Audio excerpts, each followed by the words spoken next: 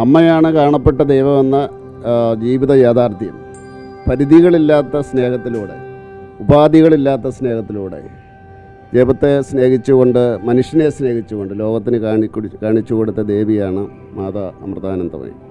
അതുകൊണ്ടാണ് രാജ്യത്തിൻ്റെ അതിർത്തികൾക്കപ്പുറത്തേക്ക്, ഭൂഖണ്ഡങ്ങളുടെ അതിർത്തികളുടെ അപ്പുറത്തേക്ക് ആ അമ്മയുടെ സ്നേഹം പോയത്. മാനവ സേവയാണ് ദൈവാരാധന എന്ന സങ്കല്പം ഉയർത്തിപ്പിടിച്ചുകൊണ്ട്, എല്ലാ മനുഷ്യരെയും സ്നേഹിച്ചുകൊണ്ട് അവർക്ക് വേണ്ട സഹായങ്ങളും സേവനങ്ങളും ചെയ്യുന്ന മാതാ അമൃതാനന്ദമയിയുടെ ആ വലിയ സേവനത്തെയും അവരുടെ ദേവീഭാവത്തെയും ഞാൻ നമിക്കുന്നു.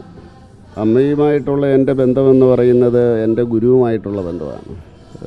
ഒ രാജഗോപാലാണ് എൻ്റെ രാഷ്ട്രീയ ഗുരു.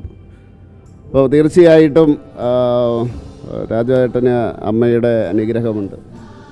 അതിലൂടെ ആ അനുഗ്രഹം എന്നിലേക്ക് എത്തിയിട്ടുണ്ട് എന്നാണ് ഞാൻ വിശ്വസിക്കുന്നത്. തീർച്ചയായിട്ടും അതിനുശേഷം രാജേട്ടനോടൊപ്പം തന്നെ അനേകം പ്രാവശ്യം അമ്മയെ ദർശിക്കാൻ, അമ്മയുടെ ദർശനം എനിക്ക് കിട്ടിയിട്ടുണ്ട്, അനുഗ്രഹം കിട്ടിയിട്ടുണ്ട്. അത് ജീവിതത്തിൽ തീർച്ചയായിട്ടും എന്നെ അനുഗ്രഹിച്ചിട്ടുണ്ട് എന്ന് ഞാൻ വിശ്വസിക്കുന്നു.